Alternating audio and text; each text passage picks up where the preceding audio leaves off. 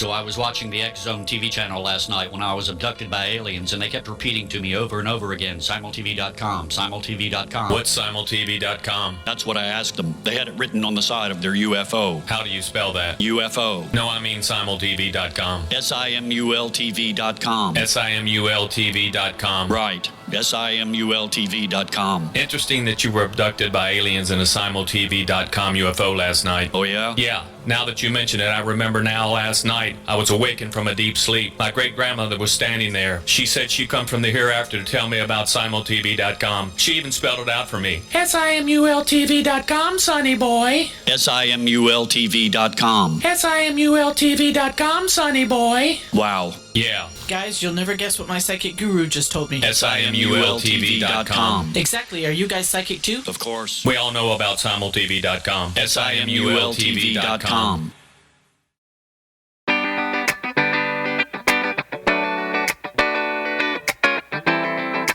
Welcome to the Connecting with Coincidence radio show with Dr. Bernie Beitman, MD, bringing together the world's synchronicity experts to help you use meaningful coincidences to develop spiritually, psychologically, and practically. For more information, put Connecting with Coincidence into your web browser to find the book, website, Psychology Today blog, YouTube channel, and Facebook page. And now, here is the host of the Connecting with Coincidence radio show, Dr. Bernie Beitman, MD. Well, thank you very much, Rob. Thank you very, very much. And we're here to expand your consciousness in a bunch of different directions. So let's grab your interest and start with some interesting words like interest, interpersonal, interspecies, and intergalactic. And now let's go to today's pithy phrase. Low probability coincidences deserve a search for explanation. Yes, tossing them off as chance can miss some useful potential causes to tell us about how our reality works. Yeah. And let's keep adding some new words to our lexicon. We've talked about coinciders. Coinciders are people who experience meaningful coincidences. We become insiders together, looking at the meanings of synchronicities. We compare our experiences and find that the world is not the way conventional material reality defines it. Our minds are immersed in our mental atmosphere, the psychosphere, through which we can be telepathic, clairvoyant, and sense the future and find our own human GPS. Sharpen your sensitivity to coincidences. Examine their potential uses and explanations. Read my book, Connecting with Coincidence, and learn along with me. Synchronicity spoken here. Our guest today is Etzel Cardeña, who holds the endowed Thorsen Chair in Psychology at Lund University in Sweden, where he directs the Center for Research on Consciousness and Anomalous Psychology. His areas of research include extraordinary anomalous experiences, which include psi phenomena and other anomalous experiences, and he looks at the relationship between anomalous experiences and psychopathology. He also studies the stream of consciousness. At the University of Texas Pan American, he was chair at the Department of Psychology and Anthropology and artist in residence at the Department of Drama. His work has garnered many awards. He has more than 300 scientific publications. Among them is The Varieties of Anomalous Experiences, published by the American Psychological Association, which is a great advance in parapsychology. He is also the artistic director of the International Theater of Malmo and has published articles on performance and art, co-created art installations, and directed and performed and written for theater in Mexico, the United States, and Sweden. Welcome, welcome to the show. Thank you, Bernie. Very glad to have you here, Etzel. You published a groundbreaking article in the American Psychologist this year that had experimental evidence for psi experiences and ideas about how to explain them. Would you please summarize that excellent article for us? Well, this will take a number of hours, but I will try to do it in a couple of minutes. Well, this is going to be for the introduction of Yes. many ideas. I know that. So what I did was to take seriously the research that has been carried out on what is called parapsychology or phenomena, and look at the accumulated scientific evidence. So what I did was to find out what are the meta-analyses, that is the cumulative statistical analysis of results obtained in the last maybe decade or so, and I compare them side by side. There were more than 10 meta-analyses on more than 10 different phenomena. And then what I did was to talk how that compares to what we might call mainstream psychology, cognitive psychology, social psychology. And the take-home message is that the level of evidence, while being far from perfect, is very much comparable to the evidence that we have for some areas in psychology, for some areas in medicine. It is not better, but it is not worse. So I did that, and the other two things that I do in that article is first to... I think that what you just said is so important that we need to reemphasize it, that the level of evidence is as good as much of the evidence for ideas in psychology and for treatments in medicine. Yes. And you bringing parapsychological ideas to that level of scrutiny and comparativeness is an extremely important thing to have done. It's been done in various pieces before, but never in a mainstream article and done so thoroughly as this. So here we have parapsychological ideas, which I'm going to ask you to define right now in a minute, being able to be substantiated to the level of ideas in psychology and medicine. Mm-hmm. And that should mean something, but we're going to run into a problem, of course, and we'll talk about that. But what do you mean by parapsychology?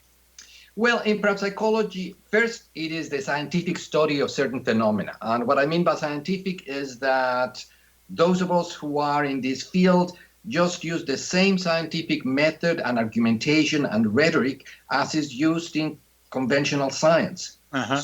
So we end up doing experiments, showing our data, getting into arguments with both people who are supporters, people who are critics, respond to when there is a reason to respond to. So we end up using the same kind of procedures that are used in mainstream science. So I'm talking in parapsychology not as having unusual experiences only, but at using the toolkit that has been provided by the scientific method. And what we study in parapsychology is, to put it in one phrase, and then I will sort of untangle it a bit, is the hypothesis that mind is not constrained only by the senses and reason. In one phrase, that's what it is. Yeah, and that includes things like telepathy, clairvoyance, and precognition, among other things. Exactly, because behind this notion that the mind is not constrained by the senses or by reason, what we are also implying is that we have evidence that we end up being affected by things or by events that are either spatially or temporally distant. Yes. And by spatially distant is maybe something happens to my wonderful, beautiful wife, and I sense something at that moment, and I call her right away. Is everything all right? And there was something that was happening to her at exactly that moment, something that is not that unusual. If you start asking around people, they will tell you, well, yes, that has happened to me. They may not call it parapsychology, they may not think about it, but it is not that unusual. So that may be something that is geographically distant or temporally distant, when it seems that we dream about something that with a certain detail that ends up happening the following day, and it is something that we could not reasonably had just deduced it from the information we had.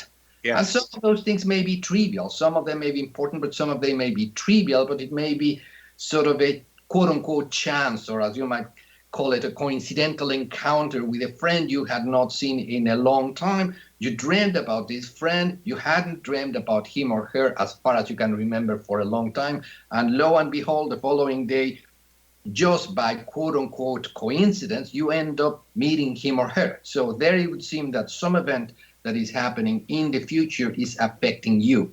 And my way of approaching this is using the word coincidence, because almost like anomalous, it's a word that doesn't have that much baggage to it the way maybe telepathy has come to have.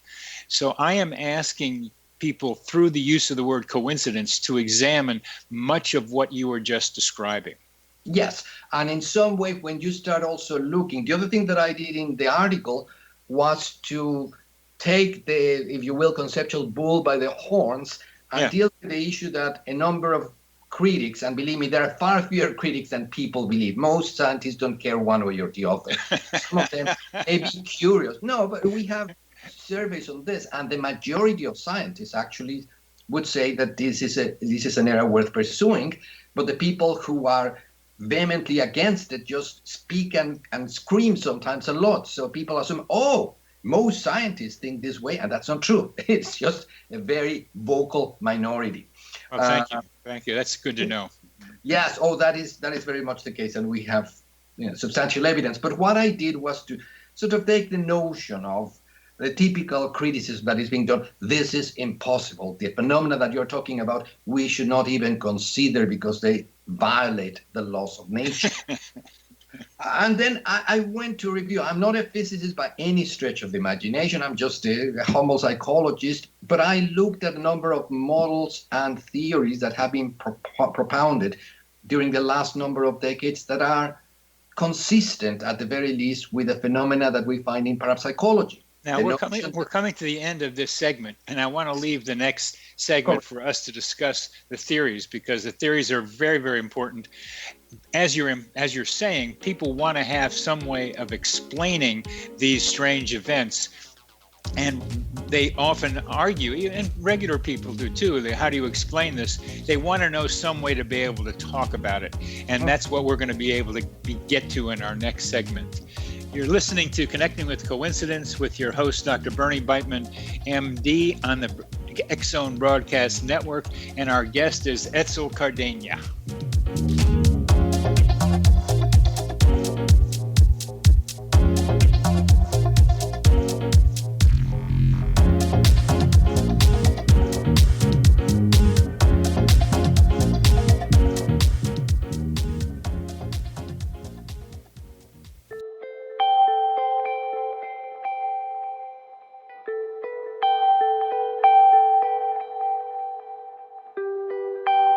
It's hard to listen to the news without realizing we're living in volatile, unprecedented times.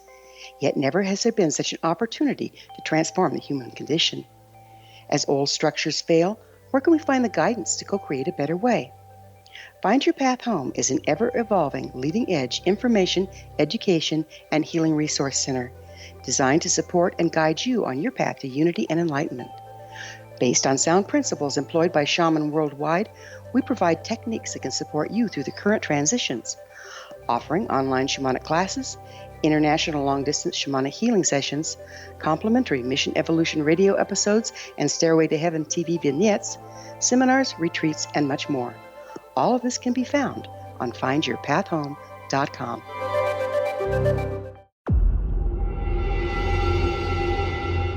Whether you're a skeptic or a believer, join me, Rob McConnell, as together we'll investigate the world of the paranormal and the science of parapsychology here on the X-Zone Radio TV show on XZBN and the X-Zone TV channel on Simul TV. Since 1990, the X-Zone Radio TV show has been the place where people dare to believe and dare to be heard. Together, we'll investigate UFOs, aliens, ghosts, Bigfoot, psychic phenomenon, lake monsters, conspiracy theories, government cover-ups, the truth embargo, alien abductions, ESP, haunted locations from around the world, and so much more.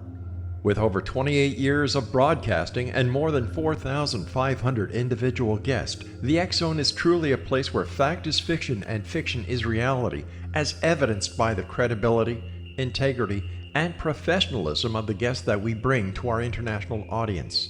If you have seen a UFO, had a close encounter, seen a ghost, Bigfoot, lake monster, or a story that you would like to share or have investigated, contact me, Rob McConnell, by sending me your email to xzone@xzoneradiotv.com, or you can call toll-free 1-800-610-7035, extension 143, and on Skype, X Zone Radio TV.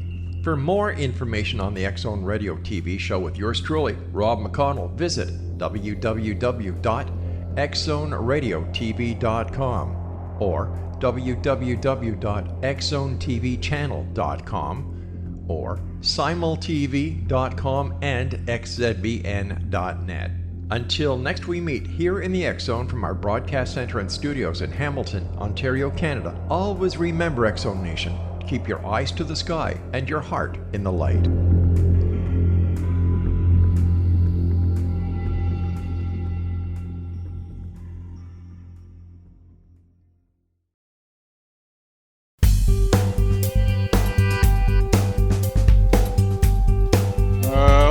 Welcome back to Connecting with Coincidence with your host, Dr. Bernie Beitman, MD, and that is me. And our guest today is Etzel Cardeña, who has published a remarkably important article in the American Psychologist about parapsychology. And we are now going to be treated with the various theories about how psi phenomena work. Okay. Well, let me talk about physical theories and let me talk about psychological theories. Good. And with regard to physics, I think one of the major issues that a number of critics and people in general do not consider is that various models in contemporary physics would posit, as a famous book, very popular book these days, Carlos Rovelli's title says, that things are not as they seem. And in this case, what we're talking about is that the way that we perceive time and space are not very likely the ultimate or the definitive way in which these dimensions occur. So to put it more concretely, quantum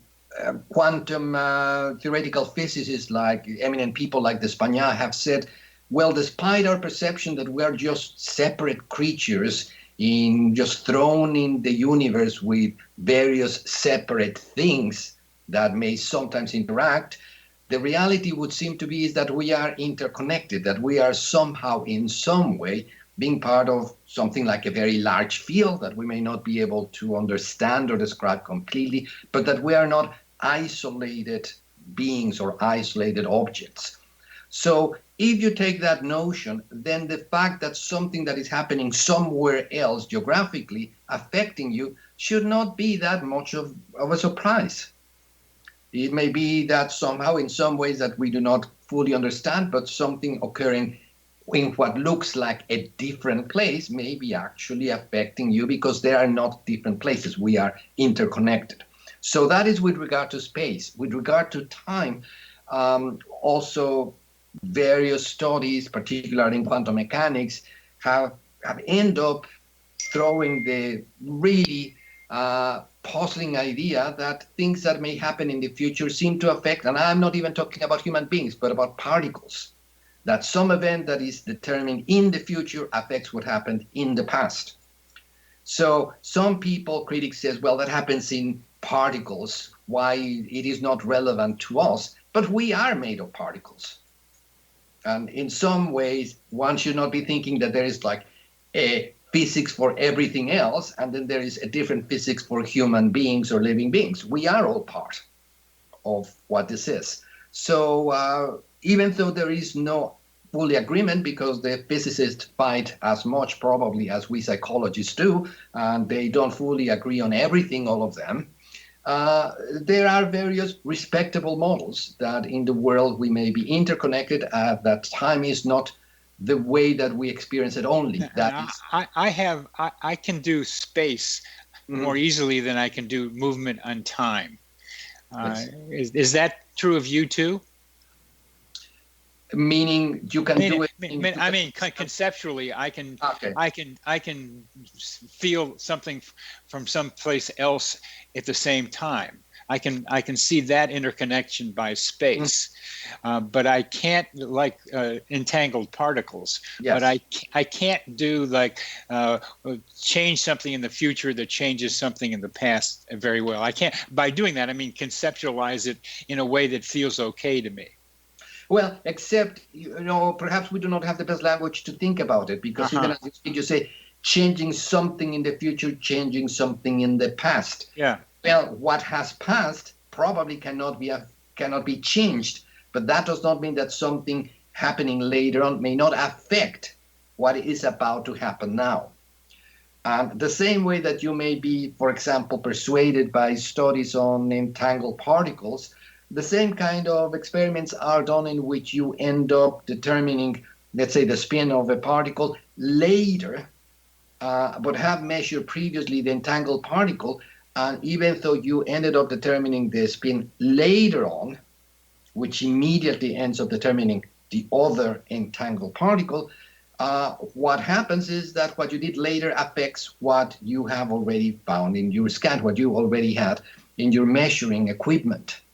So those kinds of experiments are very equivalent. People in physics talk about retrocausation, I think, increasingly as a possible event. And I think from the revolutions in the earlier part of the 20th century, both Einsteinian and quantum mechanics, one should take the perception that we have of time with more than a grain of salt and say, that's our experience, but not more. And I would say even in our experience, psychologically, one of the things that Freud himself was pointed out in the interpretation of dreams is, and we all experience this, I think, is that the past sometimes seems to be completely in the present. You may be in a dream about some past event, and that is your present at this moment. And you might say, well, that is just your experience, but experience is what we are. Yes. So what is the nature? How can it be that a memory seems to all of a sudden be so pregnant that it takes priority over what you experience right now? Maybe perhaps something related to how something that happens in the future is also related to what you're experiencing right now. So I do not have more problems with that, I guess, than with I still do. I'm trying to stretch my mind around what you're talking about, and it's helping me what you're telling me. What about the idea that we will live as human beings, we live in a Newtonian world also, that somehow having all these particles that make up our bodies makes it different from a single particle in an experiment? Yes, well, I think that only goes so far. Yes, of course, people would say the kind of uncertainty that you find at the particle level ends up being resolved when you are having the interaction of particles. But increasingly, people have been doing research showing that, for instance, entanglements or entangled objects that originally had only been seen at the particle level are increasingly seen, for example, in living organisms, in plants. So more and more, we are finding out that the scale of entanglement is coming closer and closer to, let's say, us, just a collection of particles. And that is, of course, also not considering the fact that what we know now is probably something that people in the future, that scientists, if we do not blow ourselves up or do something else like that, that scientists in the future are going to be laughing about, because they may say, well, they had all of these wrong ideas, wrong ways of thinking about it or talking about it. And so I do not assume, even though some people may think that whatever they read in the last book they read about physics is the ultimate definitive view, I do not see that. People who have been thinking that way for decades have been wrong Have been wrong all the time. Yeah. I'm hoping from what you're saying, the scientists in the future will change the way we're thinking now. Well, wouldn't that be good? Well, we've done some of the particle physics or the quantum physics ideas. We have about 3 minutes left in this segment, but you were going to also talk about if you've done that part of it, because space and time are so important in trying to change the way we think about psi phenomenon. What about psychological aspects of your theory? I would say there are two main things, two main ideas that I want to drive in, and I think I may be able to do that in the 2 minutes or so that are pending. The first one is that instead of people thinking that one becomes aware or perceives something paranormal every so often, if at all, I think the more credible ideas is that probably the kind of information that may be geographically or temporally distant is affecting us all the time, but it is affecting us in a non-conscious way. Yeah. And we are not aware of that until there is something that becomes so salient that we become conscious of it, until we think, oh, I suddenly had a big hunch that somebody very close to me is having a problem. But that does not mean that that is the only time when you were affected. It just means that that was the event that became conscious, but you have been affected all the time. And there are a number of projects now in parapsychology that have been shown suggestion that people are affected non-consciously, that they may be affected physiologically without even realizing it. So that is the first idea, that we are non-consciously receiving this information.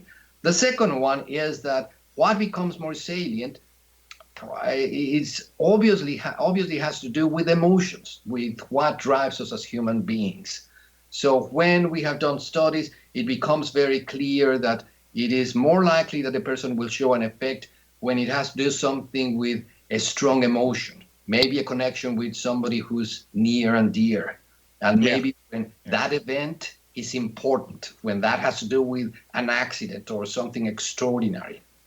So I would say that what we get from the psychological theories both talks about how we are unaware of many things, which is something that we know as well from mainstream psychology, and also about how important emotions and motivations are. Yes.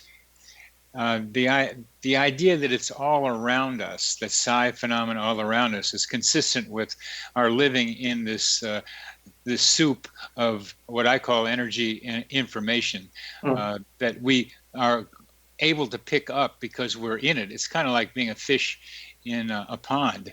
It's all around us, but there's certain things that call our attention to it. We'll come to the end of this segment. And this is great conversation, Etzel. Thank you. You're listening to Connecting with Coincidence with your host, Dr. Bernie Beitman, MD, on the X-Zone Broadcast Network. And our guest is Etzel Cardeña, author of a groundbreaking article in The American Psychologist.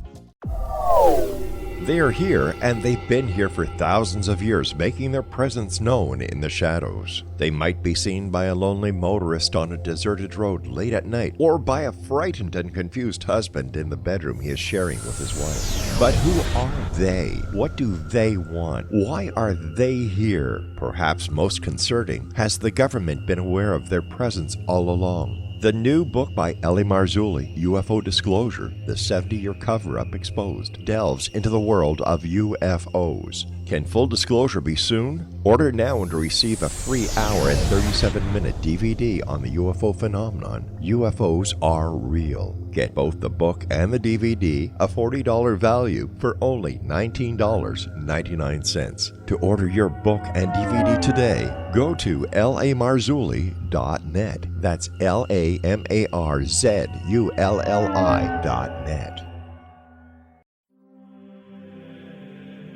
Rob McConnell here, presenting an overview for Nicholas Paul Jennings, author of a fascinating book, Amen. It presents facts revealed by Egyptologists, facts that enable us to understand why Amen is the beginning of creation of God. It provides recommendations for religious leaders of the major religions to unify their beliefs and teach the Word of God, love one another, Amen informs people how mankind conceived God.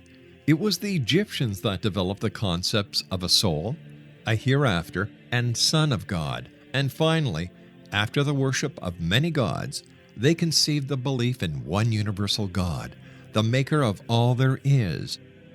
For more information, visit www.futureofgodamen.com. That's www.futureofgodamen.com.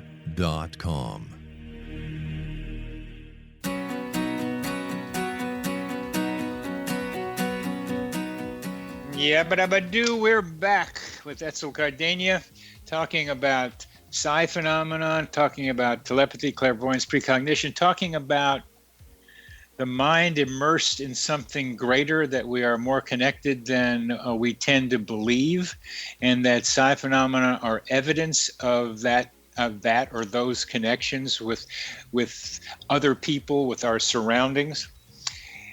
And Etzel published a paper in the American Psychologist this year that summarized the research information about parapsychological events. And we've been talking about theories about how they might take place. And so what has been the reception of this groundbreaking paper? Well, I'm sure there are many things that I do not know about. There are blogs, and I'm sure groups, and probably there are a few witchcraft dolls that have my my image with a lot of needles crossing me. I am fine, despite that possible things. Even though we're all connected, the needles didn't get to you, huh? Yes, because I will tell, and I tell this to my students, we have evidence that intention can have an effect, that from well-controlled studies, that if you have the intention of affecting, let's say, a person trying to make him or her more calm and relaxed, that you will find a significant effect. But typically the effects are small. So when you end up collapsing all of the information, you will find that on average, the person, when you were trying to affect them to become calmer, become a bit calmer. But that does not mean that when you thought that, they ended up collapsing and falling on the floor and had narcolepsy. And I always tell my students, because that's not the way it works, we would not have survived if that's how it worked. If intentions were that powerful, I tell them, I would have already killed a number of people in my life. But I would have been killed perhaps even earlier by my students. Right. I number my students. The federales, who knows? Yes, exactly. After I end up giving the first grades, that would have been the last day of my life. And it doesn't work that way. People who are hated continue to be alive. People who are loved continue to thrive, but sometimes to have suffering and to die despite the best intentions.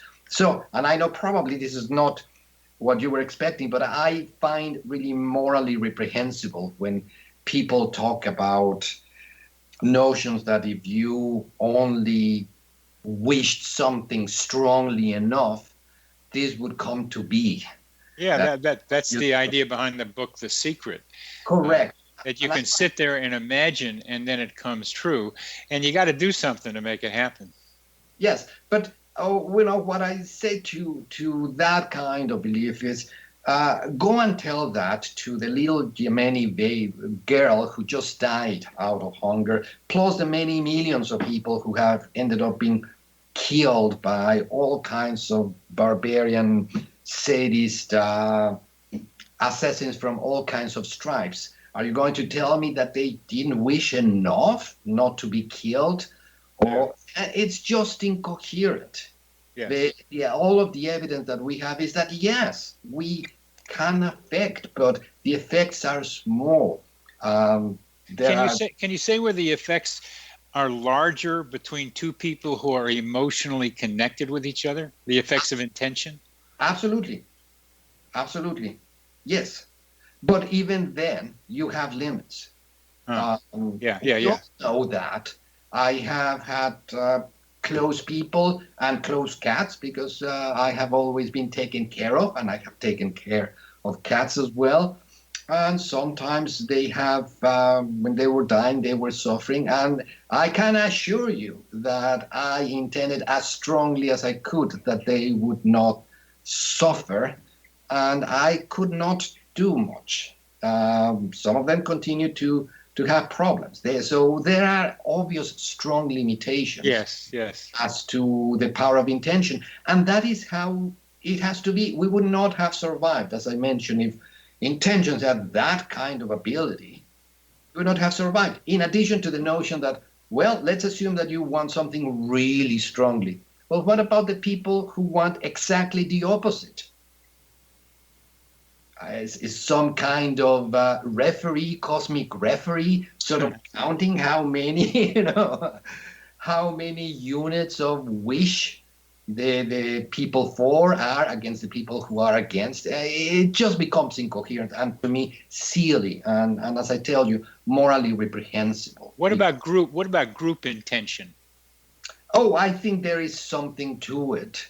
There is research, for instance, of Dean Ray, not of Dean Ray, so much of Roger Nelson has a project called the Global Consciousness Project. And his theory, and he has some data to back this up, is that when a historical event occurs that affects many people in the globe, that this effect ends up affecting the output of random number generators that before this event are typically just spurting out numbers completely at random. So to put it simply, you end up having a distribution of exactly 50% of ones and 50% of zeros. And then here comes September 11, and when you look at his graphs, even before it has happened, and here we talk a bit about precognition, you start seeing a deviation of the distributions so that they become significantly different from random. Yeah. So there is another alternative explanation to how this may work, but at least the one by Roger Nelson is that somehow when we all as a community end up being affected by something very large, we end up having a small effect, if you will, on the fabric of at least random number generators, or maybe to the fabric of life. But even so, the effects are small. No, we are just by wishing it, we are not going to make it. Wishing doesn't make it so. Yes. Very slightly. Very slightly. And we got to this talking about reactions to your paper. Mm-hmm. Oh, yes. So what are some of the other reactions that you've gotten besides the guesses you might have? The ones that I have got, this is the paper that I have got more requests for reprints. I have all some of the papers that have been popular, but this, as far as I can tell, this is the one that where I have gotten most requests, and not only from psychologists, but from people from other disciplines. So that I know. I also know that I have had sort of good writes out in the British Psychological Society. Someone wrote something along the lines of Cardena shows that parapsychology has not been given the right treatment, has not been treated fairly, something along those lines. Good. Yeah. And I heard even among the folks in Wikipedia who are typically anti-parapsychology, and there is a small group of what they call guerrillas, psych guerrillas, who are just trying to smear everyone who does work in parapsychology. But even in Wikipedia, I heard that there was someone who had called my paper exquisitely reliable when somebody was trying to say, well, you should not consider that paper. It's not scientific enough, and most of these people, as far as I can tell, don't have advanced degrees, they haven't done any studies whatsoever, but they think that they are much smarter than everybody else. But even so, there was somebody who liked it a lot. So far, I think it hasn't been a big upturn of many people responding to it, but the feedback that I have gotten back has been very good, very positive. People have liked what they think is fair treatment of both what we know and what we do not know. Because I also make the case in the paper that circumstances are far from ideal. There is a lot more that we don't know than we know, and that probably if we ever get closer to what the nature of these phenomena are, or the nature is, that it's very likely to be very different than what we think it is today. I'll give you my use of your paper. I do a blog for Psychology Today, and I've written the words telepathy several times in various blogs. And finally, some of the editors didn't want me to do that anymore. And I was a little surprised, but not surprised. Somehow you got to stay away from that edgy stuff they wanted me to do. And I had, and your paper came out, right? I got a hold of your paper around that time. And what I have started to try to do with them is use the term anomalous experience rather than use psi phenomenon or telepathy, and told them that's what I would do in the future. And it looked to me that's what you use the phrase anomalous experiences to do also. Well, not quite, not really. No. For me, an anomalous experience is just an experience that for a particular culture at a particular time is unusual. Good. It's more general. That's where I hoped you meant it. Okay. Oh, yes. Because I would say having synesthesia is an anomalous experience. Yes. It doesn't mean that it is parapsychological, but when people are seeing colors, when they hear C#, that's not parapsychological, but it is unusual. Certainly that doesn't happen to me. I'm about to go to a concert. I would love if that were to happen, but it does not. So anomalous experience is just a number of unusual beliefs, or unusual experiences for a culture at a time. And I always stress for a culture at a time, because what is unusual for us now is probably not unusual for another culture at another time. Oh, that's good. That's good. So I'm still having to wrestle with how to use telepathy. I've invented a term, simulpathity, which is the original meaning of telepathy. Telepathy used to mean feeling at a distance, telepathy, and then it became much more cognitive. And so simulpathity is feeling at the same time at a distance. We're coming to the end of this segment. You're listening to Connecting with Coincidence with your host, Dr. Bernie Beitman, MD, on the X Zone Broadcast Network. We're having a great discussion with Etzel Cardeña.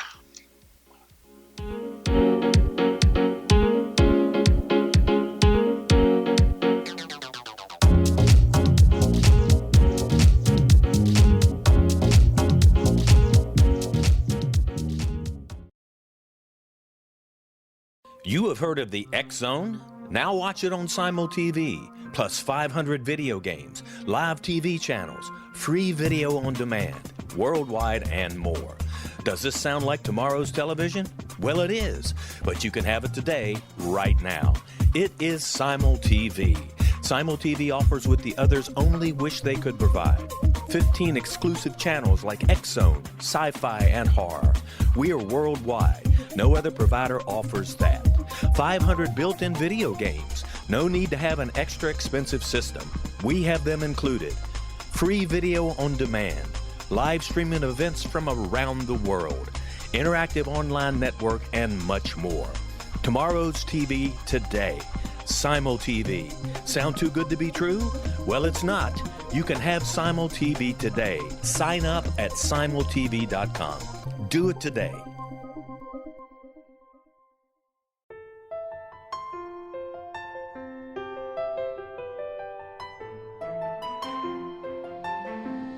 Path Home Shamanic Art School has just launched a new online series of classes, Galactic Shamanism, Art of the Ancients, Key to Tomorrow.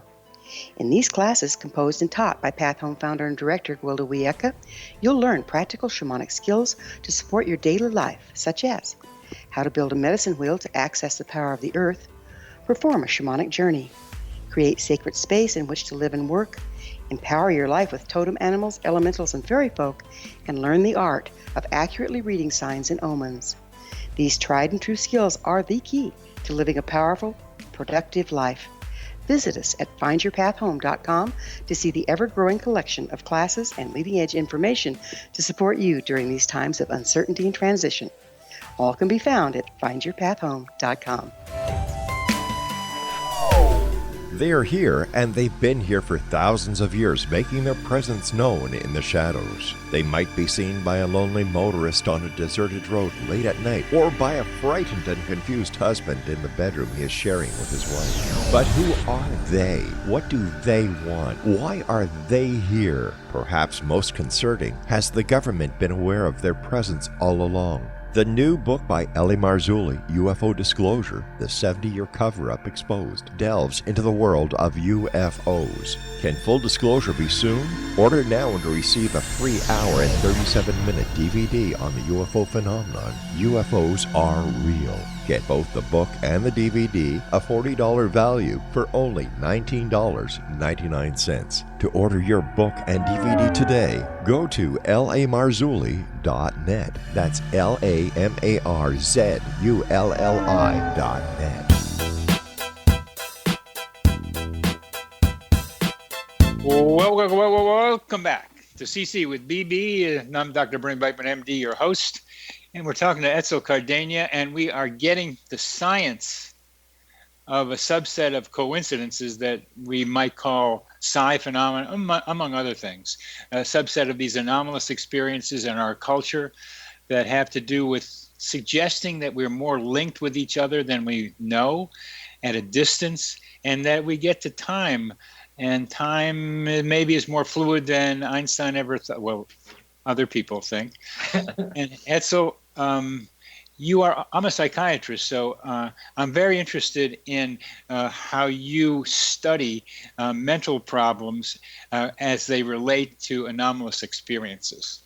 Great. I was hoping that you would ask me that, because I think from the research of a number of people, including a bit of my own research, it is clear that most people who have anomalous experiences, such as feeling that they are psychic, or having near-death experiences, or having even a third of the people who hallucinate, do not have psychopathology. Yeah.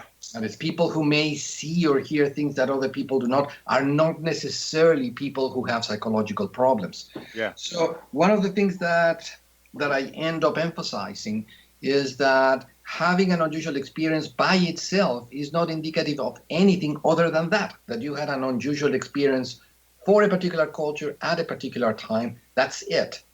But whether that ends up disturbing your psychological balance depends on many things.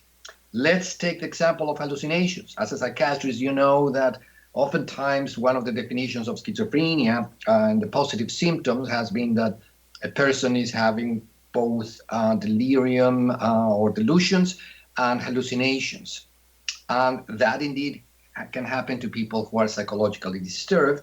But there we have accounts of about a third of people who hear voices that are fine, that are not. Oh, yeah. Hey, baby, I'm for that. Mm-hmm. Yeah. Okay. Hear voices. Yeah, go ahead.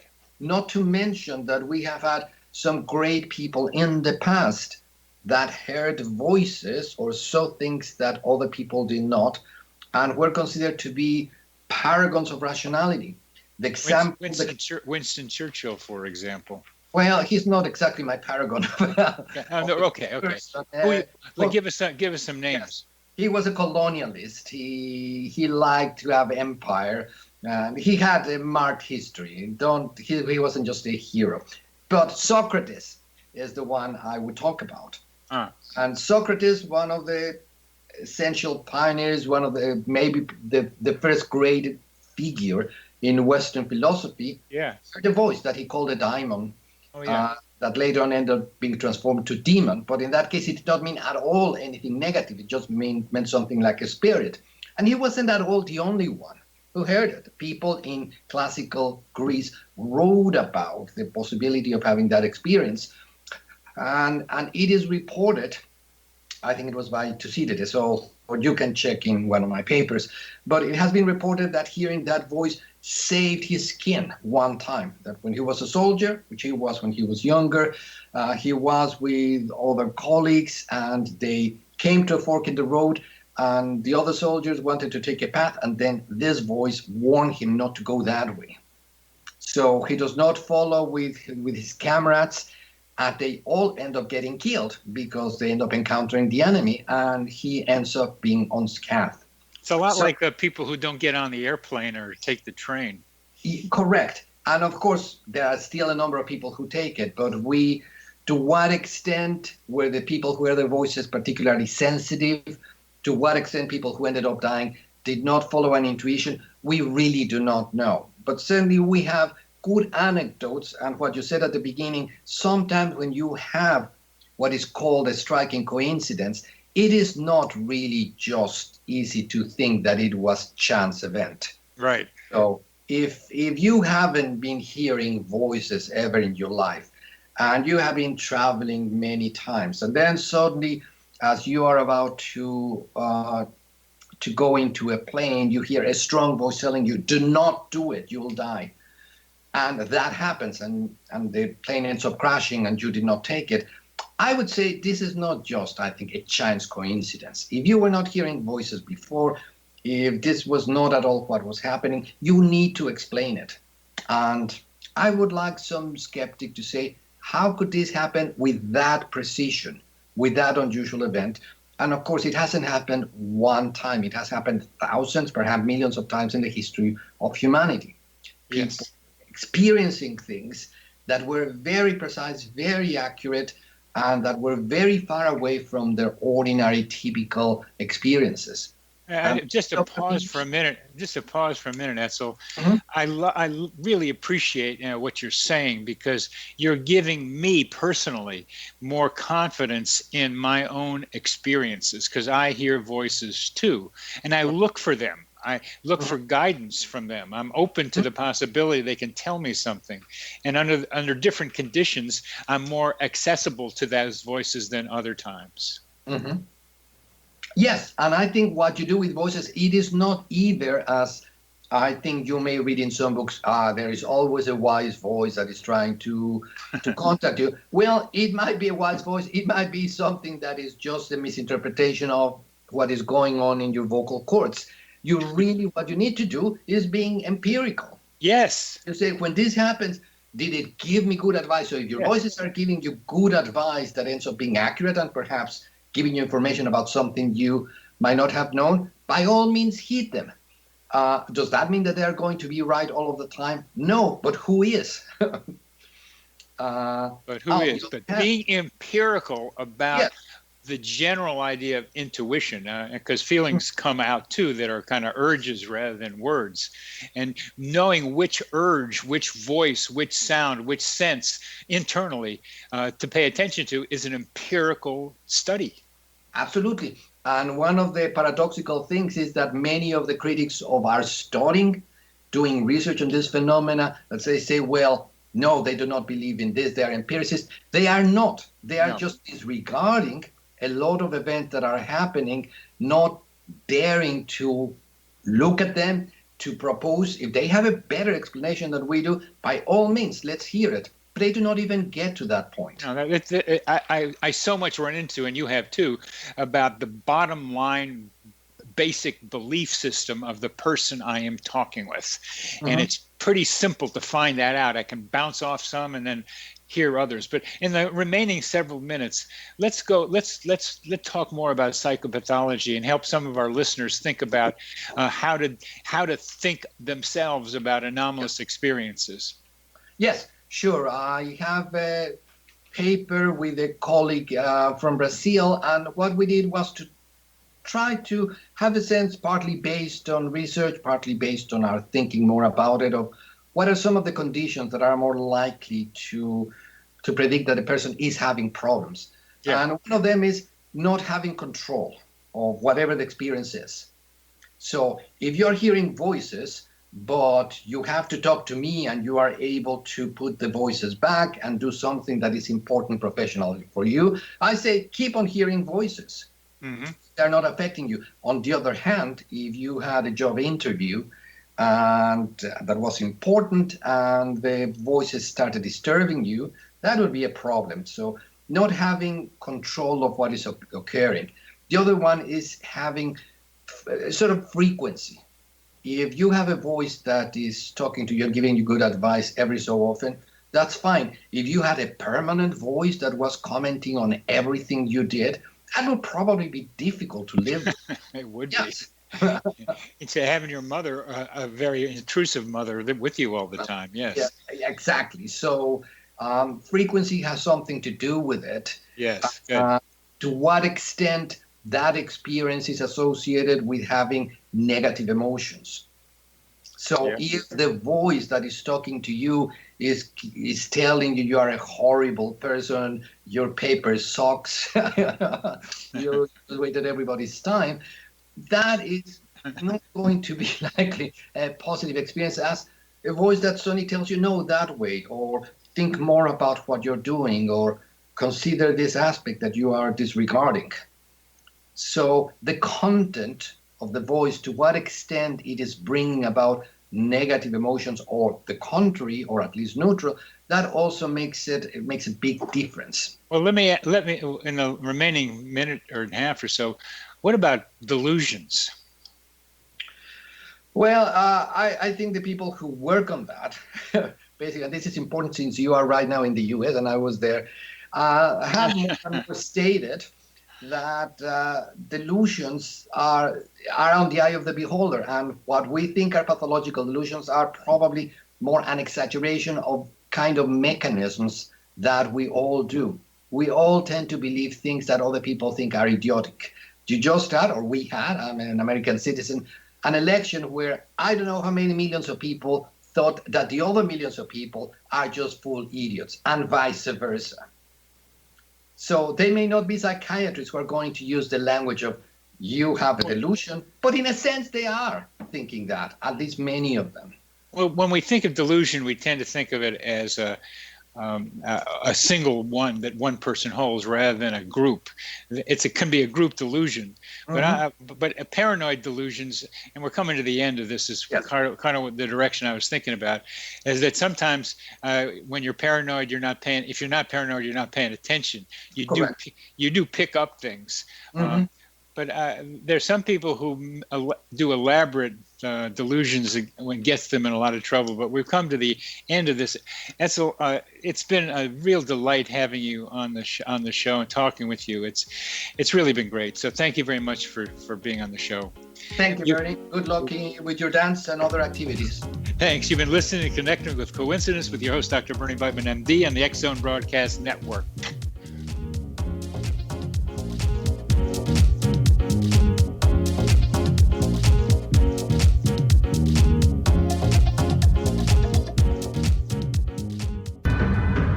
If you are looking for a safe, zero-calorie natural option to the harmful artificial sweeteners on the market today, Just Like Sugar is what you're looking for. Just Like Sugar is a wonderful natural alternative for those health-conscious people who choose a calorie-restricted diet with a great, pure, sweet flavor that tastes just like sugar. Just Like Sugar is a great natural option for people suffering from diabetes and may be useful in restricted diet programs where standard sugars are not allowed and does not cause a laxative effect of some other sweeteners. Just Like Sugar comprises a perfect blend of chicory root fiber, natural calcium, natural vitamin C, and Just Like Sugar's sweetness comes from the natural flavors from the peel of the orange. Just Like Sugar is a natural alternative to harmful artificial sweeteners and will change the way that you believe all natural sweetener products taste. Just Like Sugar is available at your local Whole Foods markets, Wild Oats markets, Henry's, Sun Harvest, and many other fine natural food stores in the U.S., Canada, and worldwide. You have heard of the X Zone? Now watch it on Simul TV, plus 500 video games, live TV channels, free video on demand, worldwide, and more. Does this sound like tomorrow's television? Well, it is, but you can have it today, right now. It is Simul TV. Simul TV offers what the others only wish they could provide. 15 exclusive channels like X Zone, Sci-Fi, and Horror. We are worldwide. No other provider offers that. 500 built-in video games. No need to have an extra expensive system. We have them included. Free video on demand. Live streaming events from around the world. Interactive online network, and much more. Tomorrow's TV today. Simul TV. Sound too good to be true? Well, it's not. You can have Simul TV today. Sign up at simultv.com. Do it today.